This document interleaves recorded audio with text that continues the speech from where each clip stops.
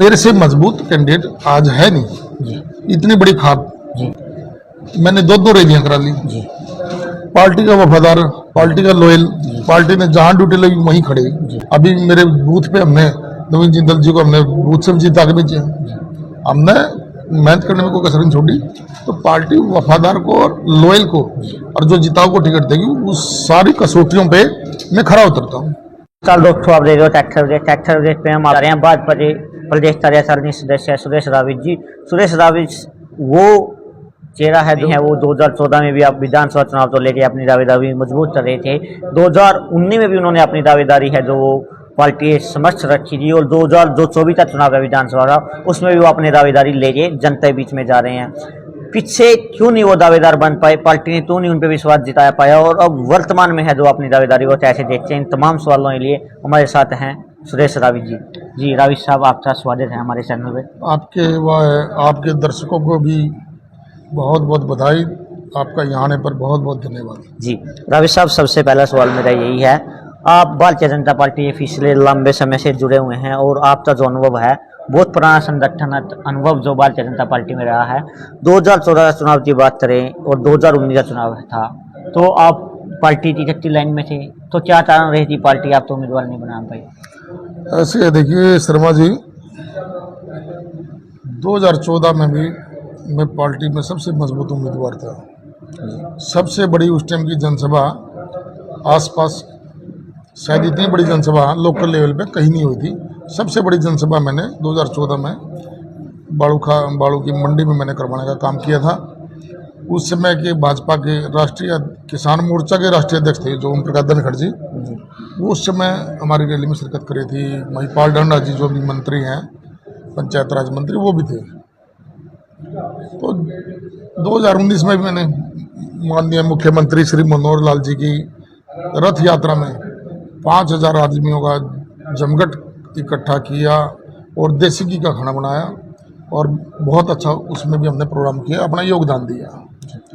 मगर किन्हीं न किन्हीं कारणों से, छोटे छोटे कुछ कारणों से, वजह थी छोटी छोटी, उन वजहों से हम रह गए। हर गांव में मेरे 5-5, 7-7 मैंने वर्कर तैयार करके, बहुत बढ़िया हमारे वर्कर हैं, बस भाग्य ने साथ नहीं दिया, कुछ छोटी छोटी वजह हो जाए जिसकी वजह से। अब वर्तमान में जो बात यही है कि 2024 का जो चुनाव है, 2014 और 19 के बाद 24 का जो चुनाव है, तो नहीं लगता जो पीछे कारण रहे शायद वही कारण दोबारा आपके सामने आ सकते हैं? शर्मा जी, ऐसे है, वो कहावत है ना, करत करत अभ्यास जड़ी मतलब वो सुजात। तो बार बार कोशिश करने वालों की कभी हार नहीं होती। हम लग रहे हैं, पार्टी के सिपाही हैं। 14 में हालात कुछ और थे, सिचुएशन कुछ और थी। चौधरी वीरेंद्र सिंह बीजेपी में आगे थे और उनके प्यारे सखा मित्र माननीय धर्मपाल जी को, स्वर्गीय धर्मपाल जी को, उन्होंने टिकट की अप्रोच कर दी थी और वो मिल गई थी। 19 में समीकरण कुछ और थे। आज समीकरण ये है कि आज भाजपा पार्टी को तीसरी बार प्रदेश में सरकार बनानी है, और हमारे लोकप्रिय मुख्यमंत्री नायब सिंह जी, उनका सपना है कि हम तीसरी बार हरियाणा में सरकार बनाएं।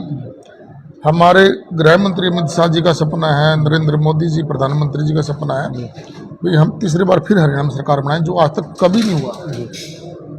उसके लिए पार्टी को जो डिसीजन लिया है, पार्टी का डिसीजन यही है कि जहां भी जिताऊ कैंडिडेट होगा उसी को टिकट दी जाओगी, जो सबसे मजबूत कैंडिडेट होगा उसको दी जाओगी। और मैं इसलिए ये कह रहा हूँ, मेरे से मजबूत कैंडिडेट आज है नहीं। इतनी बड़ी खाप जिसके करीब 40,000 वोट हैं, मैंने दो रैलियां करा ली। पार्टी का वफादार, पार्टी का लॉयल, पार्टी ने जहां ड्यूटी लगी वहीं खड़े। तो ये तो वफादार लॉयल तो हैं हम। और हमारे जो मुख्यमंत्री जी हैं नायब सिंह जी, उनको पता है हमारी मेहनत का। वो हमारे MP थे, उनके साथ हमने काम किया है, उनको जिता के भेजे। अभी मेरे बूथ पे हमने नवीन जिंदल जी को हमने बूथ से जिता के भेजे। हमने मेहनत करने में कोई कसर नहीं छोड़ी। तो पार्टी वफादार को और लॉयल को और जो जिताओ को टिकट देगी उस सारी कसौटियों पे मैं खरा उतरता हूँ। रावित जी, बात करें जितने भी चेहरे हैं बीजेपी के लाइन में हैं, मैं नाम लूँ, आप मेरे से बेहतर जानते हैं कि इतनी लंबी लाइन है जो बीजेपी के लोगों की है, सब अपने आप तो मजबूत मानते हैं। नहीं शर्मा जी, आप पत्रकार हो जी और आपको पता है कि यहाँ कहने से कुछ नहीं होता। जी यहाँ और कोई व्यक्ति नहीं है जिसने दो दो रैलियाँ कराई जी हो, और ऐसा कोई व्यक्ति नहीं है जिसके 10-10 गांव हो। जी हमारे तो 10 गांव हैं जी। आपने बताया आपकी और दो मैंने रैलियाँ कराई। जी तो मेरे जैसा व्यक्ति एक भी नहीं है आज की तारीख में जी कलियात में। हमारी पार्टी छोड़ो, किसी और पार्टी में भी पार्टी के साथ है। पार्टी का जो डिसीजन होगा, निर्णय होगा, जो हमारे सीनियर नेताओं का सरमति, पार्टी टिकट देगी, चुनाव लड़ेंगे, नहीं टिकट देगी, पार्टी की सेवा है। जब आप पंचायत मंत्री है ओपी धनखड़ जी, तो आप लगातार क्लियर के फील्ड में हैं, जो गाँव चेताम तो आते रहते थे। जो प्रथम कार्यचार मनोहर लाल जीता था, उस टाइम ये जाना जाता था कि सुरेश रावसी एक चेहरा है 2019 में जो ओपी धनखड़ जीते आशीर्वाद के यहाँ चुनाव लड़ेगा। काफी तब भी वही थे वो, आपके वोट से आप बोल रहे हैं कि हमारे इतने वोट हैं, तो वोट तो तब भी थे, पार्टी ने तब न्यूज नहीं सोचा ऐसा। ऐसे है। 2014 से 2019 के बीच में जी हमारे यहाँ पर विधायक नहीं था जी कलायत में। जी तो उस समय अपने प्रयासों से जी सभी मंत्रियों से मैं ग्रांट लेकर आया, सरपंचों को ग्रांट दवाई, अपने गांवों को ग्रांट दवाई, जी और मेरे अलावा जो हमारे कैंडिडेट थे उस टाइम के धर्मपाल शर्मा जी, जी उन्होंने भी खूब ग्रांटें दवाई। मुख्यमंत्री माननीय उस टाइम के मनोहर लाल जी ने खूब ग्रांटें दी जी और खूब विकास कार्य हुए। जी कलायत में विकास कार्यों में सबसे ज़्यादा कैथल जिले में कलायत में पैसा लगे। तो उस समय विधायक नहीं था, तो हम अपने प्रयासों से अन्य सभी नेताओं से, मंत्रियों से ग्रांट लेकर आते थे और विकास कार्य करते थे, और सबका मेरे पे सबका आशीर्वाद था। मैं सब नेताओं के साथ जुड़ा हुआ था और सबका आशीर्वाद था। अब हमारे यहाँ पर कलायत में मौजूदा विधायक का जो पूर्व में मंत्री थी, वो हमारे पास यहाँ है, जब है तो मेरा इतना रोल बनता नहीं ना। मौजूदा विधायक जो है वो काम करे, वो उसका काम है ये। हम तो पार्टी में, ये बीजेपी के अंदर कोई अपना आप में वो नहीं है कि भाई वो वही चौधरी है। यहाँ तो पार्टी ड्यूटी लगाती है, भाई आपका ये काम है, ये काम है, आपने ये करना, ये करना, जो पार्टी ड्यूटी लगा वो करते हैं। तभी सब बात करें, अभी लोकसभा का चुनाव संपन्न हुआ और जिस विधानसभा में आप हो, तो यहाँ से नवीन जिंदल जी है जो 16,000 वोटों से हारे हैं, तो कहीं ना कहीं सवालिया निशान नहीं उठता उन नेताओं पे जो यहाँ से प्रतिनिधि करते हैं, चाहे उसमें आप टी लाइन में हैं। तो लोग ये भी बोलते हैं जब जिंदल का चुनाव था लोग फील्ड में नजर नहीं आए। देखिए जी, हम तो नवीन जिंदल जी जानते हैं। हम तो जब भी नवीन जिंदल जी के दौरे थे उनके साथ में रहे, काम किया, परमानेंट वोटें मांगी, परमानेंट यहीं पड़े थे। हमने तो दिन रात एक किया, मगर जो हारने की वजह थी होती है, कई बार छोटी छोटी कमियां आती हैं, छोटी मौजूदा कुछ विधायक से कोई नाराजगी हो सकती है लोगों की, मौजूदा मंत्री से, तो छोटी छोटी कमियां गलतियां होती हैं, उनको हम दूर करेंगे। नवीन जी हमारे एमपी हैं, वो जीत का आए हैं, वो बहुत मेहनत कर रहे हैं। वो नवीन जी हम सब मिलके उन कमियों को दूर करने का प्रयास करेंगे और बाकायदा करेंगे। कारण क्या था, मुख्य कारण क्या मानते हैं? मुख्य कारण, हारने का जो मुख्य कारण था जी वो 10 साल की एंटी इनकम्बेंसी थी। मेन वजह बस यही थी, 10 साल की राज था, एंटी इनकम्बेंसी थी 10 साल की, और नई पार्टी ने अपनी तरफ से कोई किसी प्रकार की कमी नहीं छोड़ी डेवलपमेंट करने में, विकास करने में, और जितने भी साथी थे सब ने अपना भरपूर योगदान दिया, सब ने मेहनत करी है। जितने भी हमारे यहाँ साथी हैं, कार्यकर्ता हैं, किसी कोई कमी नहीं थी। एक वक्त होता है, कभी हार भी जाऊँ, कभी जीत भी जाऊँ, हार जीत लगी रहती है, राजनीति में कोई बुरी बात नहीं। जी, यहाँ से मौजूदा विधायक कमलेश डांडा जी पूर्व में मंत्री रही है और 5 साल का प्रतिनिधि वो चल रही है, उच्च बूथ से नवीन जिंदल जी आ गए। भाई ये खैर चिंता का विषय है जी, ये गंभीर विषय है, और इस बार तो इस पे पार्टी के वरिष्ठ नेता, सीनियर नेता, वो उनका उन्होंने चिंतन किया होगा और अपने तरीके से उन्होंने अपना कुछ निकाला भी होगा, कुछ क्या वजह थी, क्या कारण थे हार के, किस वजह से हम हारे हैं। तो जो ये काम हमारे वरिष्ठ नेताओं का है, तो जो भी कमी पेशियाँ उन्होंने देखी होंगी, समझा होगा कुछ। जी तो वो हम तो पार्टी के सिपाही हैं, हम काम करते हैं, जो पार्टी का आदेश आ जाए वो काम करें। जी रावित जी, यहाँ से जो मंत्री है, पूर्व में मंत्री है और मौजूदा विधायक है, वो भी अपनी दावेदारी मजबूत मान, तो उन्होंने स्पष्ट तौर पे कहा कि मैं ही चुनाव लड़ूंगी, ना कि मेरा पुत्र चुनाव लड़ेगा। तो फिर नहीं लगता मौजूदा विधायक की दावेदारी ज़्यादा मजबूत बन जाती है? देखो जी इसमें भैया शर्मा जी, मैं आपको एक बात बताऊं, जी बीजेपी बदलाव में बड़ा यकीन रखती है। जी भारतीय जनता पार्टी परिवारवाद को बढ़ावा नहीं देती, जी ये सबको पता है। जी और भारतीय जनता पार्टी बड़े से बड़े नेता का जी टिकट काटते हुए भी देर नहीं लगाती। भारतीय जनता पार्टी जीतने के लिए लड़ती है, जी और जीतने के लिए जिताऊ घोड़े पे ही दाव लगाया जाता है। और सबका अधिकार है, वो हमारी विधायक है तो उसका भी अधिकार है, टिकट मांगना तो सबका अधिकार है। वो पार्टी ने सोचना है किसको टिकट देगी, जो जीतने वाला होगा पार्टी निसंदेह उसको टिकट देगी, और सीट भी निकलेगी और हम यहाँ से जीतेंगे भी। रावित साहब, आपने बताया कि पार्टी जिताऊ दौरे पे दाव लगाएगी, तो नहीं लगता जो मौजूदा विधायक है वो दोबारा जिताऊ हो सकती है? क्यों नहीं, कुछ भी हो सकता है। नहीं, आपके जो विचार मुझे वो लगे तो ऐसा पार्टी वो तो हमारी सीनियर नेता हैं, हमारे मुख्यमंत्री जी, प्रदेश अध्यक्ष जी मोहनलाल बोडोली जी, वो तो उनका काम है देखना भाई वो किसको ठीक समझते हैं किसको नहीं। जी जो भी होगा जिता हुआ होगा, जीतने वाला कैंडिडेट होगा। रावित साहब, जब जिंदल के साथ आप जाते थे तमाम जनसभाओं में, मैंने अब तो सुना है जिंदल वापस आश्वासन देते कि बड़ू खाप है, बड़ू खाप पॉइंट राउंड से हम आप तो वारी मार्जिन से वारी वोटों जितवाते भेजेंगे, और जब रिजल्ट आया मुझे लगा बड़ू खाप तो जितने राउंड से लगभग अरे राउंड से जिंदल की हार हुई है। नहीं नहीं, गलत बात। जी बाड़ू खाप के 5 गांव से नवीन जिंदल जी की जीत हुई है, जी और करीब हमारे वैसे 9 गांव जी। हैं, 4 गांव से हार हुई है, 5 गांव से जीत हुई है। और मैं कह रहा हूँ कि देखो 10 साल की एंटी इनकम्बेंसी भी थी, जी उसका भी मेन फैक्टर हुआ है। मगर बाड़ू खाप जब अगली बार अभी विधानसभा चुनाव में जब बाड़ू खाप का बेटा टिकट लेकर जी आएगा, जी तो बाड़ू खाप एक तरफा वोट बाड़ू खाप की डलेंगी, दूसरी किसी पार्टी की वोट बाड़ू खाप में आपको देखने को नहीं मिलेगी। मैं ये गारंटी के साथ कहता हूँ। पार्टी हमें आशीर्वाद दे, हमारे मुख्यमंत्री हमें आशीर्वाद देंगे तो बाड़ू खाप और बाड़ू खाप के साथ साथ हमारे गांव के जो गुआंढ है एक तरफा अब वोटिंग होगी, दूसरी पार्टी की कोई जगह नहीं होगी। हर विधानसभा में हमने काम करके, हमारे बहुत मजबूत साथी हैं, मेरे पर्सनल बहुत अच्छे संबंध है सभी गांव के अंदर, तो हमारे कार्यकर्ता के दम पे हम सीट निकाल लेंगे। सुरेश रावित तो यदि भारतीय जनता पार्टी उनको उम्मीदवार बना दे और चिल्लाट की जनता तो विधायक बना दे, जो सबसे पहले सुरेश रावित की तरफ से होने वाली है। यदि पार्टी का आदेश हुआ और हम यहाँ से चुनाव लड़ते हैं तो मेरा सबसे पहले फर्स्ट प्रायोरिटी यही होगी ताकि बच्चों की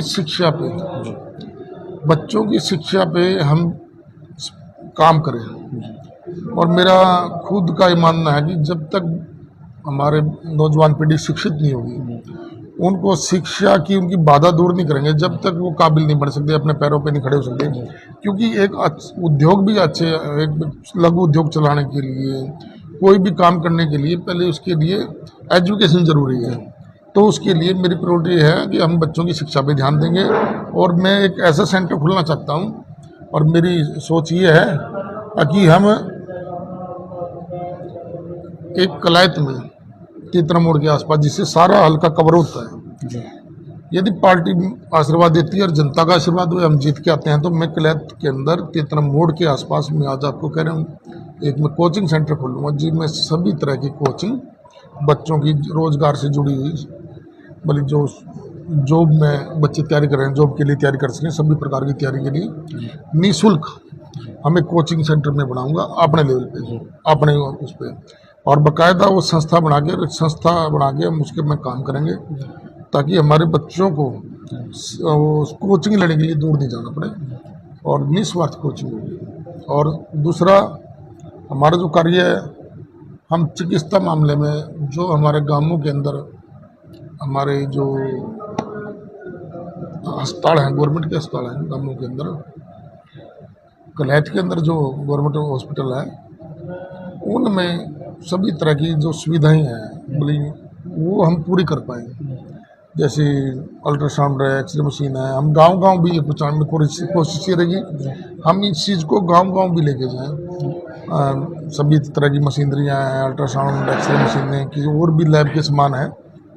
हम चिकित्सा पे, शिक्षा पे, इस पे मेन फोकस रहेगा। और एक मेरा फोकस रहेगा जी, बच्चों को देखो इतने रोजगार है नहीं, इतनी जॉब है नहीं, बच्चों को लघु उद्योग की तरफ लेके जाना, बच्चों को बागवानी की तरफ लेके जाना, खेती की तरफ लेके जाना, सब्जियों की तरफ लेके जाना, सब्जी की खेती करें, बागवानी करें, फल फूल की खेती करें। अभी यहाँ से हमारा दिल्ली, जब ये सरकार ने, अभी गवर्नमेंट भाजपा सरकार ने जम्मू कटरा को, जो दिल्ली से जम्मू कटरा को जोड़ेगी सड़क, नेशनल हाईवे निकाला है, इसका फ़ायदा हमारे बच्चे उठा सकते हैं। हम यहाँ आज कोई भी चीज़ तैयार करेंगे तो उसको फ्रेश 1.5 से 2 घंटे के अंदर दिल्ली बेच सकते हैं। 1.5-2 घंटे में हमारे बच्चे यहाँ फूल की खेती करें, सब्जी की खेती करें, तो बागवानी करें, 1.5-2 घंटे में अपना ताज़ा सामान दिल्ली बेच सकते हैं। तो उसके लिए बच्चों को प्रोत्साहन देना, उनको कोचिंग दिलवाना, और कोई लोन की व्यवस्था भी जो बनती होगी, जो बैंकों से लोन दिलवाना, उनकी क्या क्या कैसे बच्चों को हम लोन दिलवा सकते हैं, बच्चों को अपने पैरों पे खड़ा करना, तो मेरा मकसद ज़्यादा इसी पे होगा। जब आप गांव में जाते हैं, गांव की सड़कों की हालात आपने देखी है, और आप बोलते हैं 10 साल में बहुत विकास हुआ है जिला विधानसभा में। सड़कें बहुत फर्स्ट क्लास हैं, कहाँ चकाचक सड़कें हैं। अब ये सड़कें देखो, अभी ये सड़क मंजूर हो गई है जी जो सी कैथल से केठाना जाती है ना, ये तीतर मोड़ से तो जी 4 लेन मंजूर हो गई है। जी तीतर मोड़ से अब ये 4 लेन जाएगी, शहर के बीचों बीच 4 लेन बननी है। जी इससे आगे जींद तक ये सड़क चौड़ी भी होगी, और बिल्कुल अभी नई मंजूर हो गई है, नई बनेगी भी और चौड़ी भी करेंगे इसको। किठाना ये सभी राजेंद्र रूट निकाला है अपने 2.5-3 साल से, वो सड़क टूटी हुई है। किठाना से जो राजन है, किठाना से राजन में टेंडर हो चुका है। रावी साहब, ये तो 3 साल से सुन रही है जनता कि टेंडर हो चुका है, काम शुरू हो जाएगा, अभी तक तो नहीं हुआ। उसमें थोड़ी दिक्कत ये है कि ठेकेदार की कोई प्रॉब्लम, कोई दिक्कत है, वो ठेकेदार काम नहीं कर रहा है। जी नहीं, टेंडर हो चुका है, ठेकेदार ने काम भी शुरू कर दिया था, मगर वो बीच में कुछ कारण थे।